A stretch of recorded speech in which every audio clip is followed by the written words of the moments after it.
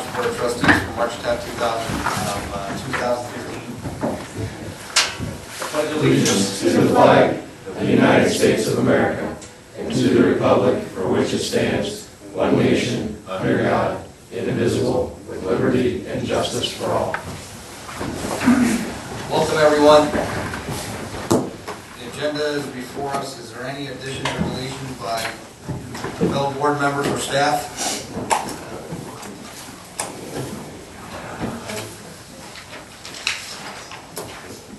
I think under the sheriff's office, I've got something I had forwarded earlier about speeding overall. Starcliffe.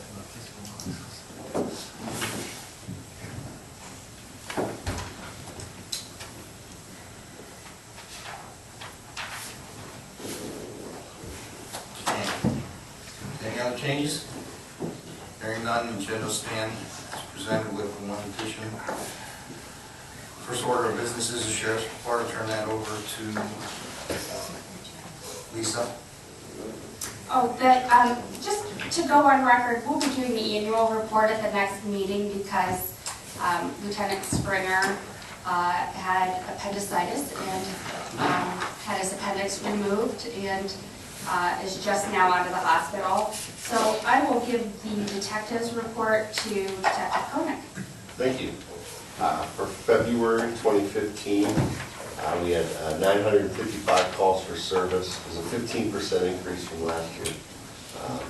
110 crashes, 13 crashes with injury.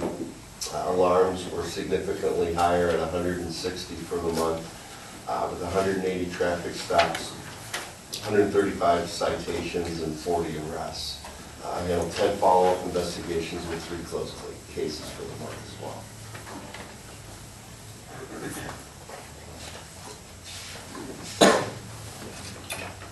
Anybody have any questions?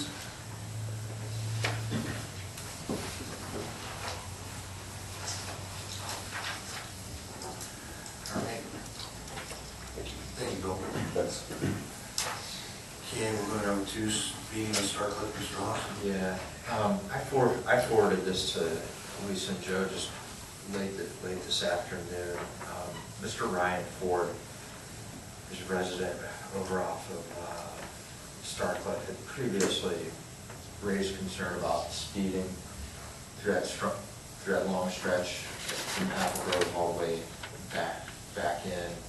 Concern, especially cresting the slight hill and curve back there, that speeding hasn't really subsided. The sheriff's office was out there; they was ticketing a lot of folks, and felt like that was helping temper the issue. However, since folks were out walking, enjoying this, little warming evening last night, because they were walking, obviously, they're seeing or experiencing what they felt was the speeding traffic again back there.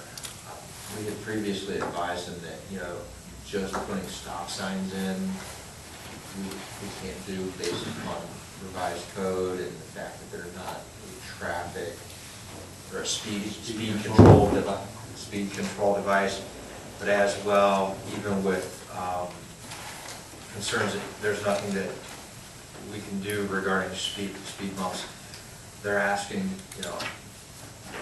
what type of solutions really can we offer, because they don't feel that, just keeping the sheriff's office out there, knowing there's other areas of the township that will have speeding, what can be done? They've come back, and this was just an excerpt from the communication I forwarded to Lisa and Joe. In your last response, you stated stop signs are not an effective way to reduce speeding and that speed bumps are cost prohibitive. That's fine, but I would like to discuss permanent solutions again with you in the near future. I relayed the Sheriff's Department response to several neighbors. While it may not reduce speeding, they feel that adding a 3-way stop at Baylor, Starcliffe, and a 4-way stop at Radford, Starcliffe would improve safety dramatically, as those are the 2 intersections with the lowest visibility. We could live with some speeding if we knew that the lowest visibility areas weren't also the highest speeding areas, which is the current situation. is this something that even getting somebody from the sheriff's office out there, meeting with the guy outside, Unfortunately, I can tell you from our perspective, and Detective, I'm sure will back me up on this, one of the things that's hard to get people to understand is that there's a lot of studies that have been done that indicate pretty clearly stop signs will even make it worse. You actually have people who now feel like on this stretch of road they used to be able to blow through, have to make time. So they go to the stop sign, they roll through it, and then they're doing the drag race to get away from the stop sign. And I understand what they're saying with regard to the visibility issue, although they're not terrible over there. Off Radford's not a bad turn. I come off that turn I live on Sandalford. So you're talking about right over where I live. I come off Radford every day to come here. That's not a terrible visibility area. You probably don't have many accidents there, do you, Detective? No, and I was gonna say, I think we've already addressed We did. the call history over there and the crashes. I was gonna say there was only a few over a period of years. I believe we went Not back year. In fact, there was a 5 to very, 10 year. I wanna say I went all the way back. Okay. I did a very significant call history back there. The majority of the accidents were more off of Apple Grove than north. I mean, and a lot of them, the crashes were at Apple Grove and Starkville, not north in the neighborhood. I don't believe there were any, if I remember correctly. The only thing you really alluded to is the 7 a.m. rush. With the school over there, I get that. I get that. It's one of those areas where as far as what you guys are able to do, you're looking at it. You're looking at speed trailers, which we've done. You're looking at increased visibility and presence, which we've done. Those are the things that we can control and the solutions that we can offer. It's been, you have a good cut, it's a cut through from Mount Pleasant to Apple Grove when you're coming off from Walker, and that's where the extra traffic's coming from. As a matter of fact, Eric used to live on that end, he probably did it then. So is there a common, So you on the road a long time. so the common denominators are Never been ticketed, I don't for see the a record. site problem, I don't see a site problem at all on Baylor. It's a very short cul-de-sac, maybe 200 feet. And it's It's visible in both directions, from what I can see. I've sat there and I mean, I drove down through there, I actually in the soft rise and curve, but even coming off Radford, because I've got some friends down there, I blatantly, stop back behind the stop sign, creep up to it, and you even knows your way up to where you're a little further out, but not sitting in the middle of the intersection. Well, we've had some trees trimmed up in that area since, there's complaints for visibility. If I committed to bringing it back on the record, I've responded in a separate communication to them noting that, outside of having the additional residents, they're their concern, Right. which, or showing up to the meeting, we're doing or that we've done what we can. I spoke collectively for us, we'll all address any safety related as long as we're not usurping or circumventing the powers. Is this more of a speeding problem or a sight problem? It's speeding problems, what they're noting, but Joe actually did pull, we did what, there was a couple of days worth of reports both ways, different spots along there, and Mr. Ford's a nice gentleman, his wife happens to work for Akron University, and I guess she's got access to Some kind of speed. some type of speed gear, so I was told to expect additional reporting from them, to which they provided to us. Sure. I just want to bring it back up for the sake. Do we have any trailer, do we have the speed trailer over there? Yeah, we did for Okay. many days. All right. I still say, Last fall, this was, I do believe. I repeat myself over and over again, the only way to solve these speeders is you're gonna have a deputy there, consistently there for over a month, twice a week, to form a pattern where now the residents are gonna say, is he out there, isn't he out there? Every day when I come home or come from North Canton heading down Apple Grove, you never know if that patrolman from North Canton is there, because periodically he's there and periodically he's not. So what does everyone do? Everyone goes 40 miles an hour there because they know that he may be there today and he may not be. You need to establish that pattern over there to where now those residents are gonna not know today is the day or today's not the day. It's the only way you're gonna stop them. Because I'm telling you, speeders are everywhere, and it's getting worse. I mean, I'm tailgated every day by people, and passed every day by people. On highways, there are maniac drivers out there, and you're not gonna stop them. I mean, they're just inconsistent speeders that don't care until they finally get caught, but it's awful. We've all been out there. So, it's the only way you're gonna stop it. We need a deputy there and to form a pattern where they just don't know if today's the day he's there or not. For the sake of the sheriff's office, can We can request that extra patrol in that area. we, not on any specific set date, 2 days, but Yeah, I'll put it, I'll put it, Sergeant. okay, appreciate it. That's all I have. Okay, we'll go down to unfinished business. Thank you. Item number 1 is a resolution to amend resolution number 15-100 for temporary zoning assistant through Mancan. The fund number should have read number 13-A-01A. Also move. Second. Any discussion? Hearing none, roll call, please. Mr. Lino? Yes. Mr. Geovasis? Yes. And Mr. Hawes? Yes. And item number 2 is to amend resolution number 15-078 to include all department heads. I will so move. Second. Discussion? Hearing none, roll call, please. Mr. Lino? Yes. Mr. Hawes? Yes. Mr. Geovasis? Yes. And that's the end of unfinished business. There's one more. Oh, I'm sorry. Yes, I did skip that. Item number 3 is 2928 Mount Pleasant Street, which the board had scheduled for demolition at the last meeting. I spoke with our law director, since we did have the gentleman come in who had asked for the additional 30 days, although the 30 days had expired and we have not heard back from him.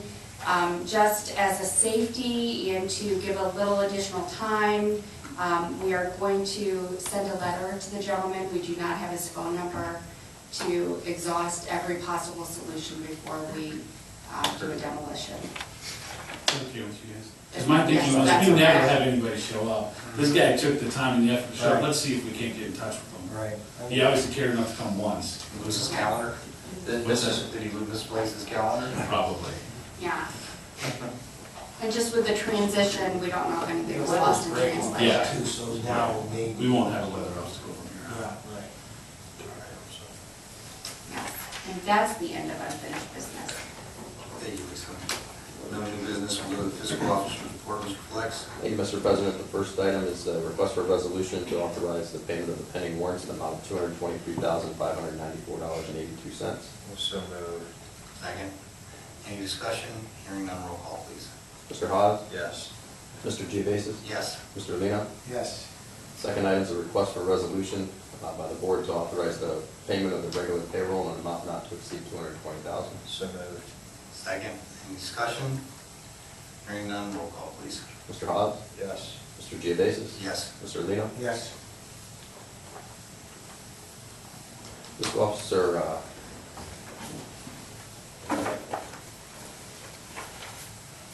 number 3.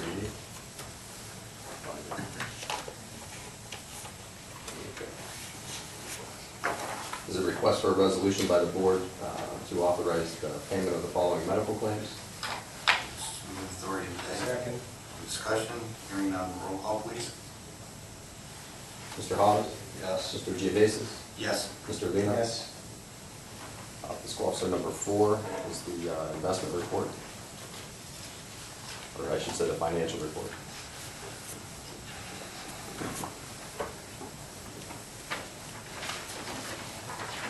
Anybody have any questions? And give it Mr. Flex. Move on to number 5. And fiscal officer number 5 is a request for a resolution by the board to authorize the following transfers. So move. Second. Any discussion? Hearing none, roll call, please. Mr. Hawes? Yes. Mr. Lino? Yes. Mr. Geovasis? Yes. Fiscal Officer number 6 is a request for a resolution to authorize the refund for overpayments as provided by emergency medical services as requested by Ohio Billing. I'll send the fair to pay. Second. Moved and second, any discussion? Hearing none, roll call please. Mr. Hawes? Yes. Mr. Lino? Yes. Mr. Geovasis? Yes. That concludes the Fiscal Officer's report for today. Thank you, Mr. Flex. We'll go to the Administrator's report, Mrs. Campbell. Thank you. Item number 1 is a resolution to authorize Plain Township to participate in TIPS TAPS, which is a national cooperative bidding pool that complies with the Ohio Revised Code in the state term bidding process. Also move. Second it. Any discussion? I mean, what type of, I mean, does this cover pretty much anything from cleaning supplies to office materials to? It expands our ability to purchase a lot of goods cooperatively. Specifically, we're looking at upgrades that we're doing to Diamond Park, the indoor facility. It doesn't mean that we won't be getting other quotes. We most definitely are. This one specifically, we're looking at turf. We don't have quotes. It just gives us the option to look at state term bids for turf when we get there.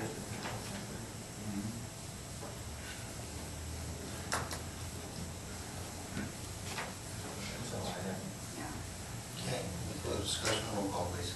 Mr. Lino? Yes. Mr. Hawes? Yes. Mr. Geovasis? Yes. And that's the end of the administrator report. Thank you, Mrs. Campbell. We'll go to the Fire Department, Chief Steiner. Yes, Mr. Chairman, thank you. Item number 1 is the monthly report.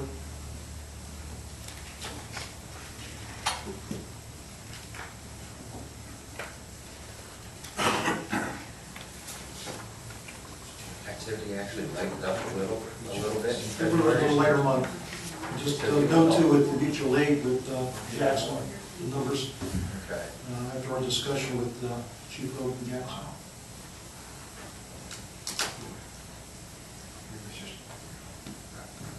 Anybody have further questions? Okay, we'll go to number 2, Chief. Thank you. Thank you. Item number 2 is to authorize the purchase of payment for 4 Apple iPad Air tablets, not to exceed $2,500. So move. Second. Discussion.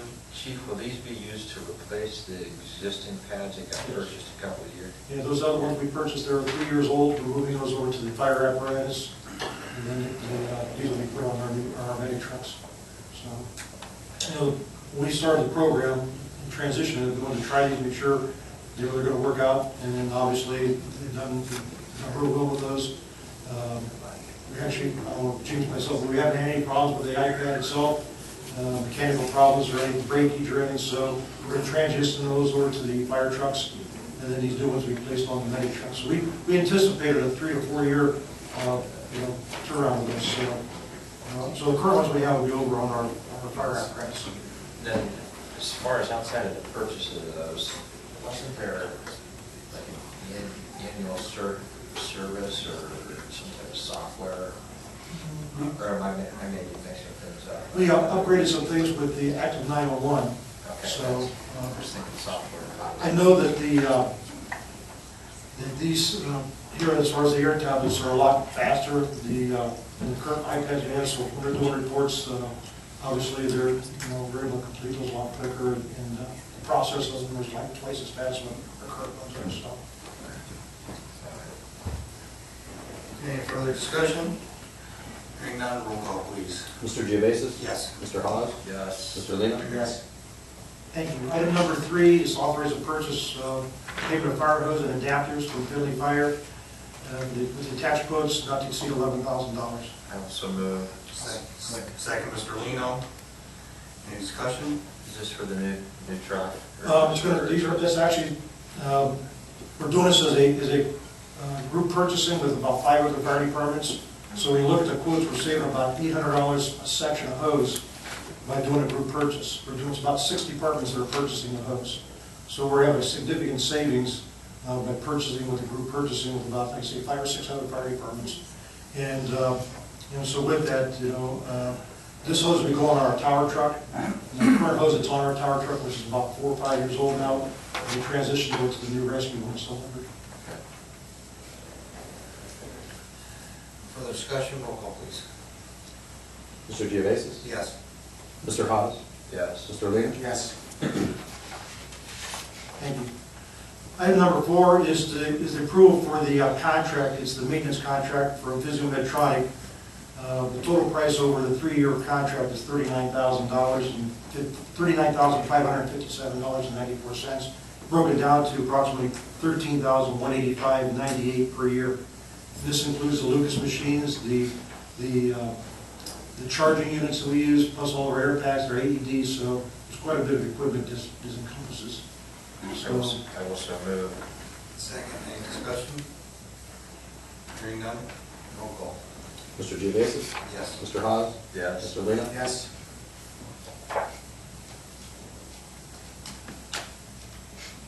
And then item number 5 is an amendment to resolution number 15072 to increase the number of people authorized to attend the Fire Officer 2 class.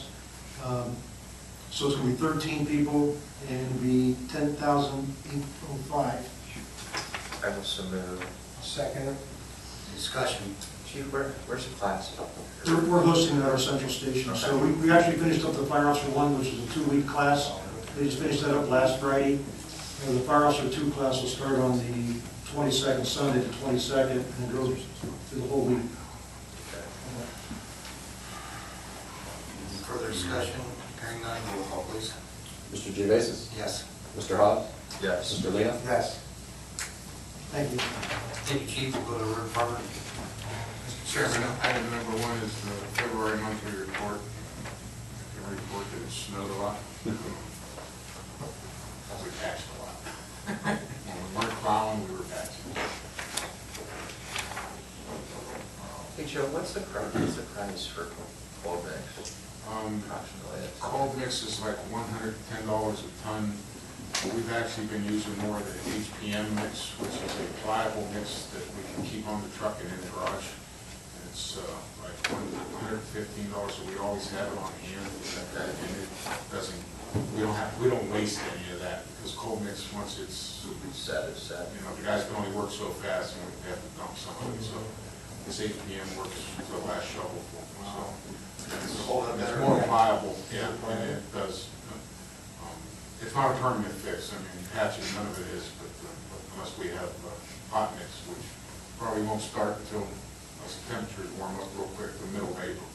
And outside the potholes, which are obviously good job, because most, I mean, granted, we've got them on our roads, they're not near as bad as a couple of the arteries through here that I get my ear jawed on at the Y. Yeah, Middle Branch is atrocious. Yeah. With respect to the mailbox repair and stuff, I mean, I know every year when we're out, we replace these, you know, if they're knocked off, we'll reset them. I mean, do we need to get to the point where we set some type of policy? I think we're getting to that. On a reimbursement amount, because, I mean, you go through some of these different allotments, if somebody decides to put up a very high-end mailbox, Which has happened. I mean, the township shouldn't have to spend, whether it's $200 or, I don't know what a fancy mailbox costs, because the bare bones basic one should more than suffice. I'm currently trying to get policies from local, other townships that, you know, of our size and what they're doing.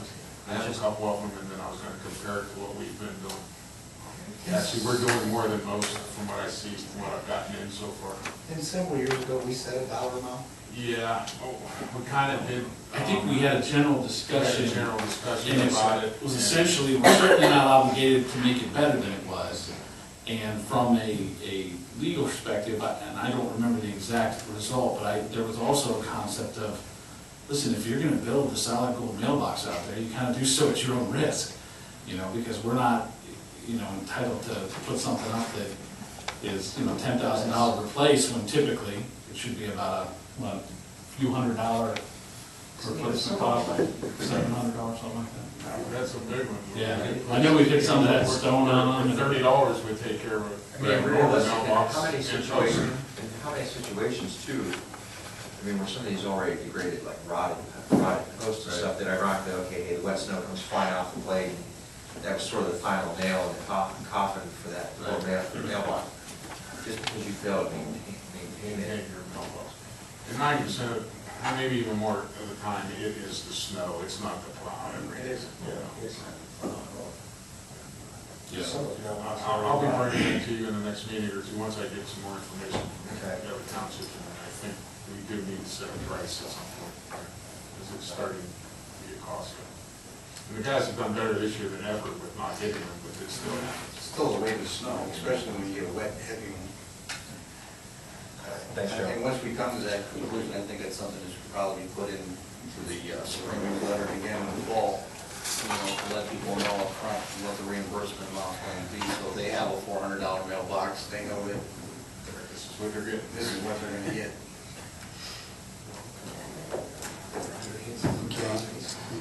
We'll go to number 2. Item number 2 is resolution authorizing the purchase of miscellaneous signs from Osborne and Associates. We're gonna get started on the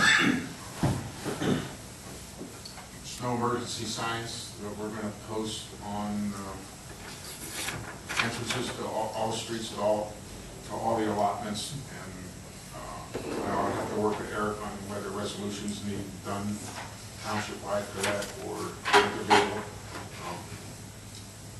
So this is our first batch, and I don't know for sure how many we're gonna need. We're gonna get started on doing that, so we don't have to place individual signs all the way down the roadway as you're coming into any certain allotment off of Main Road. There'll be a sign posted all allotment streets with that snow and parking sign. Now move adoption of Road 2, bring the table. Second. Discussion. Eric, is this necessary in addition to? Yeah, I'd like to do it as kind of a belt and suspenders thing. I think it's especially as aggressive as we've gotten with taking this seriously, which we should, because it is both a safety and it's an issue that you guys have gotten serious about. So I think it behooves you to be thorough about it. I think since now, we just want to make all of the people and all the elements aware that this applies to you. I mean, at this point, we've done the mailings, we've done the, beggings, we've had these guys out in the middle of the night knocking on doors, trying to get people to move stuff. And Over several snows. over several heavy snows. I mean, we've had a parking ban on now probably what? I mean, you guys know better than I do, but it's gotta be 6 or There's no 7. 6 times. Yeah. 6 times, I think. Okay, Most of them for a 2 to 3 day period. Right. Right.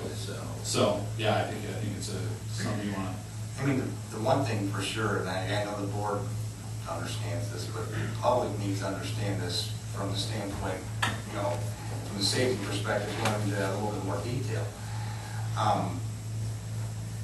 If something would happen, like we recently did, we had somebody trying to back around a car, clip a mirror. When a situation like that happens, it's twofold. It's to protect our equipment and our own drivers, and it's also to protect the private property. right, But when the public needs to understand, if something happens, we have to take that driver off the road in a snowstorm, which we're short-manned as it is. that's right. We have to have somebody else taken down for the mandatory drug testing, which takes possibly somebody else off the road, 2 drivers off the road during a snowstorm. We have the possible liability to the township because of what damage was done. The driver can get ticketed, we found out because of that. So there's several reasons behind it. And, the one snow 2 weeks ago, I was out with Joe helping out, and I couldn't believe the amount of calls that were coming in for the drivers and people, and it's always the same areas. The people just refuse to move their cars. If this is gonna get, I think these signs will help with the aspect, we get a lot of phone calls. Well, I don't read the paper, I don't listen to the radio, I don't get on Facebook. So it's gonna be there. If the sign is gonna be there when you drive in and out of your allotment every day. So I think that's just another way of getting the message out there. You can't tell if you don't have the sign. We have to have the sign. Yeah, you can. We can't. We can do our resolution, yeah. But this is certainly another step to make that. we're doing everything the statute requires right now. We give ample notification to the media, we mail them, we have the deputies getting out of their cars, trudging up to their houses, knocking on the doors, and then next time around, We drive down the same street, All same over. cars parked there again. I mean, it's like they close their blinds and they don't look out their window. I don't know what the issue is, but, I think it's safe to say the last time some folks obviously picked up, because what did we say, there was 172 call-ins for that? We only ended up actually going probably about yeah, 30, so let's say a fifth, 20, somewhere between 15 to 20%. I'm sure as folks started to see other cars getting towed, it was the aha moment where we're running up. Yeah, Running out. They were coming out. well, the funny, I mean, Joe, you pointed it out on social media, where people were commenting on our own Facebook page about, it's a joke, they're not gonna do anything. I think they know it's the end of the road. Let's hope, by doing this will help the next winter. Get off on the right foot. Any further discussion? Mr. Leo? Yes. Mr. Geovasis? Yes. Mr. Haas? Yes. And item number 3 is a resolution to hire CivPro Engineering to provide professional services for the NPDES MS4 permit compliance. This is for dry weather screening, which is a requirement from our permit. They will inspect the report, inspection reports will be made for any discharges in the map and for all 106 outfalls that we have. This is mandatory. I'll move adoption of road 3. Second. Any discussion? Hearing none, roll call, please. Mr. Leo? Yes. Mr. Geovasis? Yes. Mr. Haas? Yes. Thank you. Thank you, Joe. We'll go to the Parks Department. No, skip zoning? Yes. They did, I'm sorry, there was one at the bottom. Monthly report. Yes, I just have the monthly report for this evening. And do want to point out that the receipts for February are in the positive, and overall for the year are largely positive. In part, of course, due to the fees for the skilled games. And I am starting to see actually pool permits, so people are getting excited for spring and summer weather, so that's good news. Elise, how many inspections have you done? Oh, boy. Catching up the backlog. I don't, what was it, 2 days? 2 days over? Probably 60? over 60. In 2 days? Mhm. And how old were those inspections? They were, Back like in December, I thought. someone from, yeah, I'd have to pull them, but they were old, yes. For new additions and sheds, and I think there were some from even August. So we have inspections still pending back August. Mhm. Yeah, just to check if people, had completed their additions and,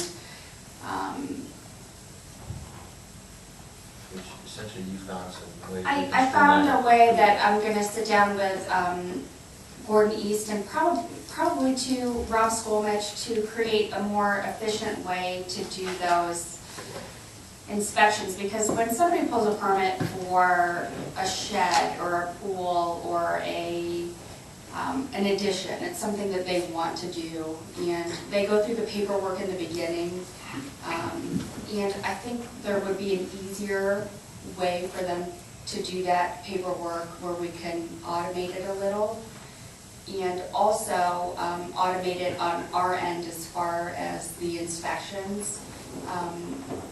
I talked a little with a couple other zoning inspectors about the time it takes to do those inspections versus making it, putting together a program I think would be pretty easy on the computer, which would send out reminders to the residents to send in completed pictures of their project that they've completed, which would save thousands of hours, gas, mileage, of that time to go out and inspect. Because when you go out and inspect, you've already, you've seen the plans, so I think there's an easier, more efficient way to do it. So that's what I'm gonna be working on putting together.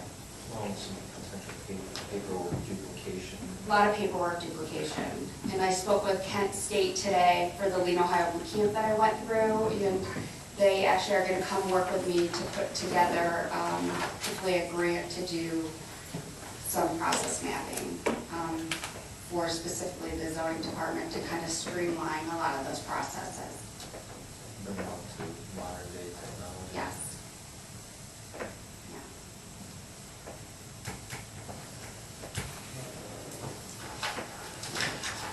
Thank you, Mrs. Campbell.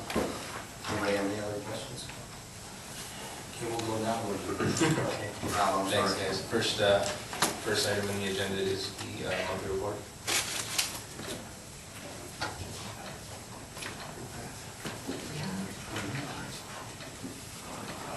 Or was that the walking path? Those are the walking paths at both Diamond Community Park and Alpine, and we had trouble, and I think Joe speaks better this than I, but we had trouble finding places to put snow toward the end of the month.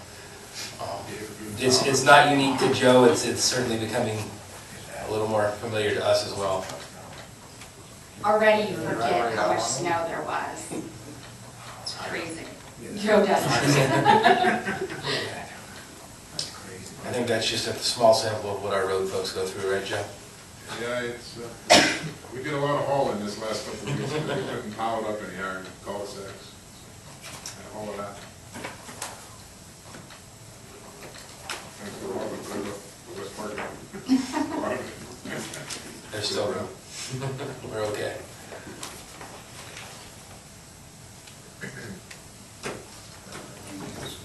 Number two.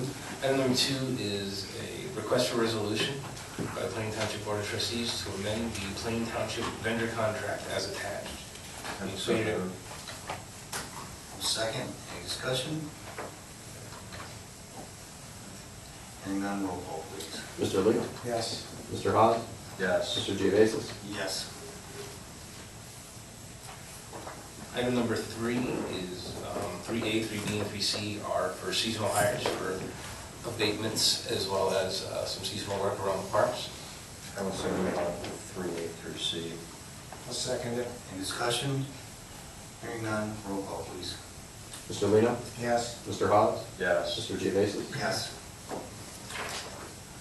And finally, item number 4 is a request for resolution for hire of an extra soccer supervisor.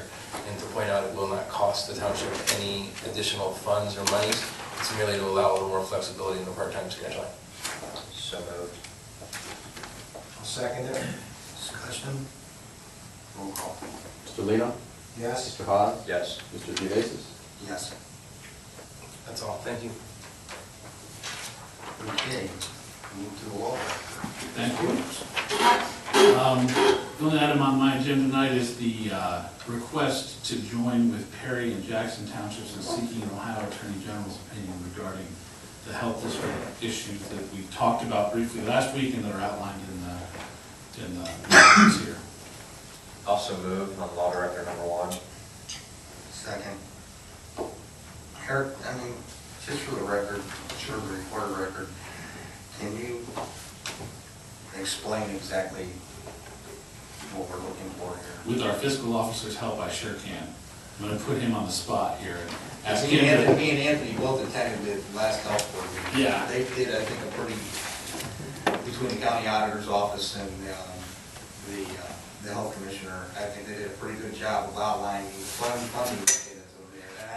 And what we're asking for, I don't understand what the funding mechanism is going to be that. Right, well, essentially what it comes down to is you've got the inside middle to the general fund, which is bearing the cost of the health district, our portion of that. So what happens is, in some townships, it takes it, when they take that apportionment out, it takes that inside middle general fund below into the red, so that it shows a negative balance, which is then being offset by other monies within the inside millage of the general fund.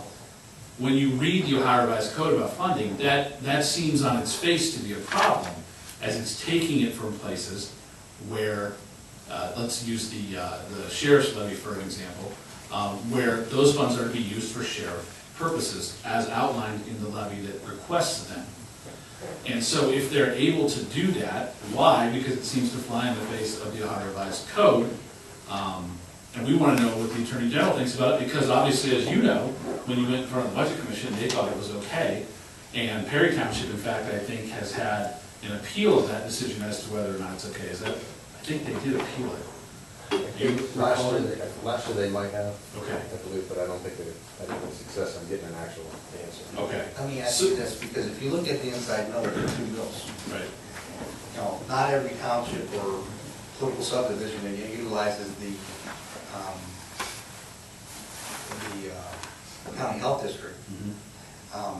You know, for instance, we put 1.9, I think it is, into the road and bridge, out of that inside village. Other townships, they might be putting 1.8. Right. I mean, is that something that the way that we negotiated and we apportioned the inside village that goes to road and bridge versus the other part that goes towards the general fund? Because we're still living within that 2-point inside village.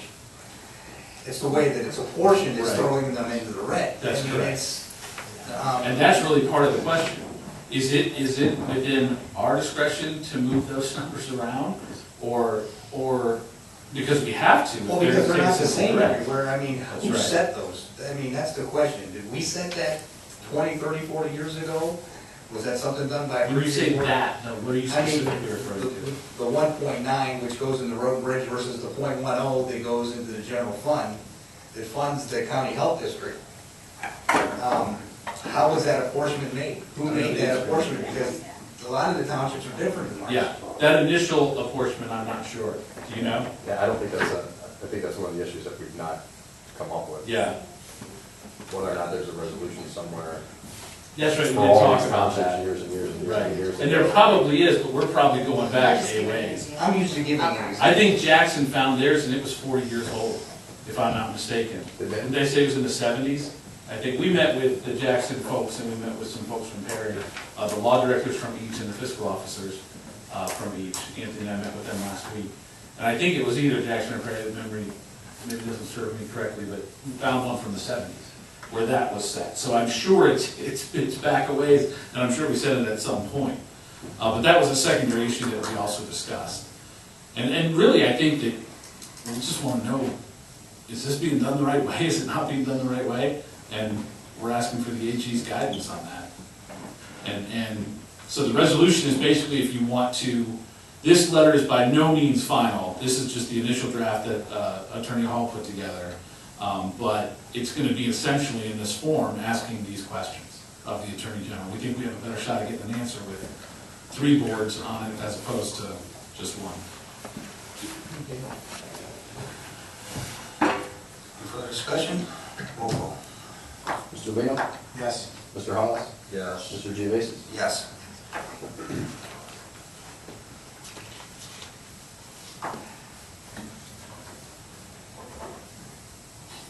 Okay, that will conclude the order record. Thank you, Mr. Williams. We go to communications, Mrs. Campbell. Thank you. Item number 1 is a communication from Carol Rizzoletti from the Prescription Assistance Network.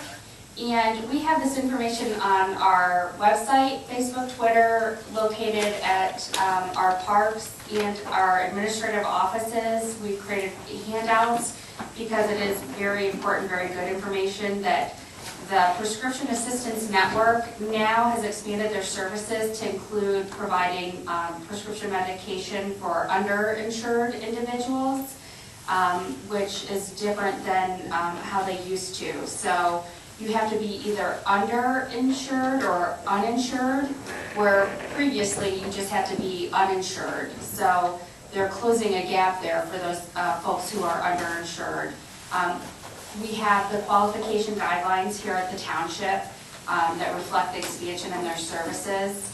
I have a phone number that's listed on our website along with the information for anybody who needs additional information.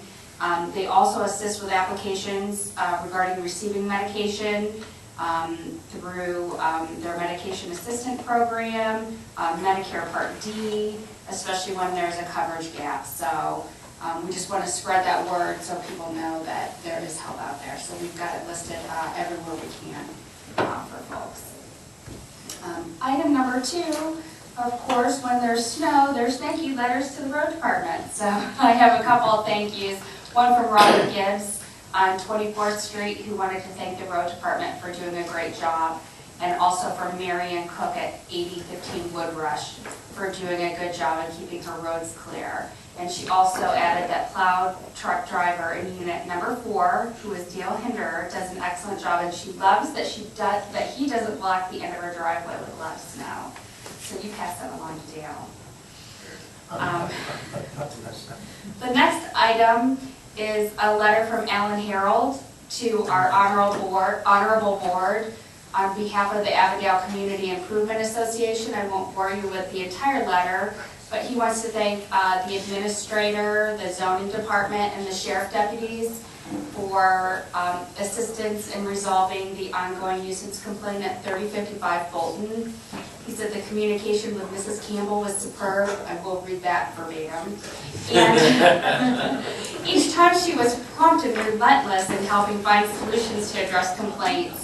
So, and also that the deputies were key to the enforcement of the resolution, which I have to say our deputies were fantastic. I worked directly with Detective Koenig and Lieutenant Springer, who immediately when they saw somebody at that house, got deputies out there, got me on the phone with them, and we got those cars taken care of. So that was key. And then the last communication is from Linda Wallet, and was to Mr. Giavasis, saying thank you for the good stewardship you have shown towards the township and its residents. This is in regards to the voting against the change at Cairo. It's been very difficult to go through these proceedings again and again, and you have renewed my faith of elected officials for really taking care of this community and looking out for our best interests. So very nice letter from Linda Wallach. And that's the end of communications. Okay, thank you, Lisa. Now at the portion of our agenda for public speaks. If anybody has anything they would like to speak to the board about, you can do so at this time. We just ask that you give your name and address clearly for the fiscal officer, and if you do speak tonight before you leave, please sign in the sheet in the back of the room so the fiscal officer makes sure he has the name and address correctly reflected in the record. Anybody wish to speak to the board or address any issues? My name is Joe Ward, and I'm president of ENRO. First of all, on behalf of the residents, I'd like to thank you, trustees, for all their efforts in helping us. I want to tell you that we have our lighting that was put up last week, and everyone's very, very happy, almost everyone. There were 2 that worked, and the lighting department is coming back tomorrow to take care of those 2. So they said since we're paying for them, we figured we should be the light. So I was able to today to actually implement that. So I want to thank everyone. And also I spoke with Mr. Burnaby today on the issue with the vacating of the... And they received the letter, so... Yes. In fact, he was very complimentary Thank you. of all the departments here. As of 1 o'clock, it changed his opinion. He even said we should go to lunch, so that's how he was impressed. He invited me to lunch, so... They owe us all lunch after that first hearing. I'm going to go on record, and I'm not speaking for the board. Like, I heard them go, That was a tough hearing. Yes, it was. It was tough, and I'm not speaking for the board, I'm just speaking for the department heads there, Yes. and I really love my job. And, but it was I've never been to a road vacation like that, and we were all surprised by the questions. And when we received the letter and they referred to Endro as a thoroughfare, I thought, boy, you've got this wrong. It's a neighborhood street. And that's why the response back, I think, was so, we wanted it to be so strong for them to understand all the issues. So I hope that letter changed their mind. He had all the issues that he had addressed the township, and we went over all of them one by one. And he was really impressed with the fire department, the road department, the fiscal department, your department, the township as a whole. he said, very professional, and he was very impressed with them. So whatever he did, I'm here to thank everyone.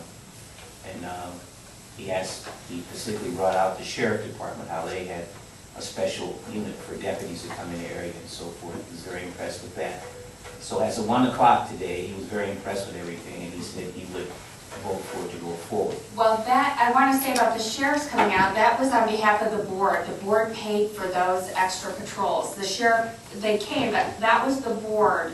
I want to really give credit to them. Certainly. Sending them out there and having those extra patrols there. That all was truly a board initiative, so. Well, we just want to thank everyone. You know, we have our lighting, and now we're getting, hopefully, the township taken care of. And I can't tell you how much we appreciate you, you know, as a group. And it just shows what people can do when they work together, because we're going to, you know, save our street and our neighborhood. So, again, I can't tell you how much I appreciate everything. I wanted to ask you one question. Did the city of Canton, did Mr. Slyman ever get a hold of you, or did you get a hold of Mr. Slyman about the Canton police cruiser that was parking over there? No, he never got a hold of me. In fact, that cruiser, a couple of days afterwards, said that's it. It hasn't come back? Okay. One other thing, I just want to commend you folks that live over there, especially both of you, for spearheading everything that you did over there and really taking the bull by the horns and, you know, not just taking ownership, but taking control, taking it back. You guys did a phenomenal job over there. Yeah, you know, the way that you were active, and you're still active. I wish there was more neighborhoods like yours. I really do. We're going to stay active. Thank you. Okay. Does anybody else have anything they'd like to address the board? Okay. Well, that'll close concerns or public speaks. We will go to concerns of trustee. I think Mr. Haas has one thing that he wants to add. Yeah. I had actually received a communication. It's from Sagamore Hills Township, and somehow it was still addressed as if I was the Township Association president, which Mike Lynch now is. But essentially the communication has to do with funding of the townships. It is specifically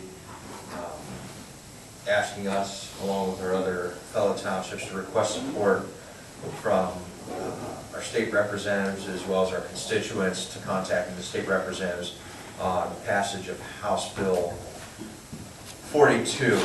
And essentially it goes into talk about, and I'll turn this all over to the fiscal officer for the record, the current budget that's being proposed. The governor has currently proposed appropriations of $72.3 billion, but only have actual spending of $69.5 billion. Now, when you compare this going back to, I think it was 2005, this budget represents nearly a 40% increase in state spending in a decade. So 10 years, and we all know what that means to us at the local level, that, I mean, the money's been taken from here, it's been put at the state level, so it means we have to go back to the residents for levies. Now, I know, granted, we've been relatively fortunate still in Plain, given our population and spend per capita, we're significantly less, but I mean, when we take a look at 1,000+ townships throughout the state of Ohio, and how small most of them are, and I think truly about 80–85% of them being very rural, this has a much more drastic effect than it does us. This goes on, to note, outside of requesting support passage of House Bill 42, it talks about cutting bloated state spending by practicing what they preach down there, and it essentially just gives an overview of some of the funding, and essentially talks through how the estate tax was repealed January 1st, 2013. Only 7% of those in Ohio were affected. Local government got 2/3, while state got 1/3. This essentially removed $250 million a year from local coffers, and estate's value between $338,000, $500,000 were taxed at 6%, anything over $500,000 taxed at 7%. When you start talking about how these tax shifts and stuff play out at the local level, based upon Sagamore Hills, who sent this to us, these aren't Plain Township specific numbers, but in 2005, that decade ago, Sagamore Hills received about $280,000 in revenue.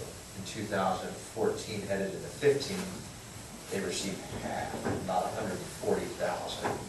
So it goes on to say, you know, quite frankly, as townships, we are more adversely affected than any other local government, given we don't have the city income taxes, and over a short period of time, this creates an extreme difficulty in adequately funding basic public obligations. And what House Bill 42 is asking our legislature to do is restore local government funding at 2005 levels. So I wanted that to be on the record because I do think it's important. I mean, we've continued to be very prudent as a board because of the underlying actions that each of our department heads and staff has taken. But I mean, as we all know, whether it's Joe's, roads or chief safety services or the parks, 5 and 10 year plans get drug out to 7.5, 15 years, if not wiped out. So we've got a chance to restore some of that funding. So. Well, I mean, I couldn't agree with, but I think all of us, one time or another, have had conversations with, whether it be Kurt Sherving, Steve Slesnick, Scott Olslager, in regard to local government funds, and a lot of times it seems like it falls on deaf ears. And I know right now, from a fiscal standpoint from the state, sitting on I think it's over $3 billion surplus at this point. And now we're looking at another 2.8 billion, okay, annually again. And they're cutting here at the local level. I mean, they've taken the state tax, they've cut local government funds. And I don't know, if you look back in history, I like history, and if you go back to how this local government thing was started, is back in the 1930s when they put the sales tax in the state of Ohio on the ballot as a promise to the people in the state of Ohio that 2/3 of that was going to return back to the local levels to help fund services in return for passing that sales tax. That was voted by the people of the state of Ohio. That's been taken away from us. And yeah, that's the biggest disturbing thing. Because, we've always been told is that coming from Columbus in general, and this goes back over a couple administrations, because we started catching wind of this, Lisa, over 10 years ago. Yep. If we want to fund our services at a certain level, then we need to pass that on to our residents. And that's not why the sales tax was put in place to begin with. And I think they're also talking in the current budget that's being proposed of raising the state sales tax over 1%. Because ultimately, it's a shift towards away from property taxes to sales tax, so it's consumption driven. Consumption driven, but they're not sending the revenue back to us. But I mean, they're forcing us to raise the taxes on our residents if we want to fund our service. I'm in favor of sending a letter to restore this. I just don't know how much success that we're going to get. I'm fully in favor of it, and I think we've all been fully in favor of this for well over a decade, but I just don't think that it's going to be heard on. I'd rather be on record as being heard though than. Yeah. So let the record reflect, all three of us are in favor of this, and then maybe Lisa, we can draft a letter, or have Scott draft a letter that we can send to all. I can draft it, you guys can review it. There's, to send all four Stark County legislators, and express our concerns and see where it goes. But that was a very good point you brought up, Scott. But I think Lisa in this letter, it needs to be pointed out that,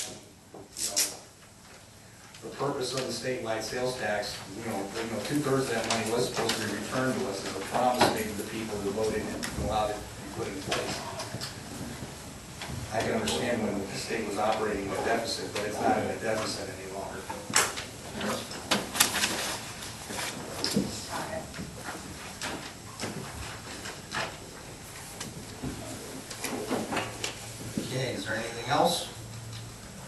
Okay, we will, or, I'll move to the approval of minutes for February 24th, 2015. we'll second those. Any discussion?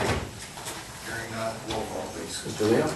Yes. Mr. Hawes? Yes. Mr. Geovasis? Yes. There is a need for an executive session. Be hereby resolved by the Plain Township Board of Trustees, Stark County, Ohio, to adjourn the executive session at 7:02 p.m. from this regular meeting of March 10th, 2015, as authorized under Ohio Revised Code 121.22G for the purpose and consideration of 1A, appointment of a public employee official, 1B, employment of a public employer official, F, compensation of a public employer official, 3, conference with the law director or other retained counsel concerning pending or imminent court action, and 4, preparing for, conducting, or reviewing negotiations or bargaining sessions with public employees. Any discussion? Hearing none, roll call. Mr. Leo? Yes. Mr. Hawes? Yes. Mr. Geovasis? Yes.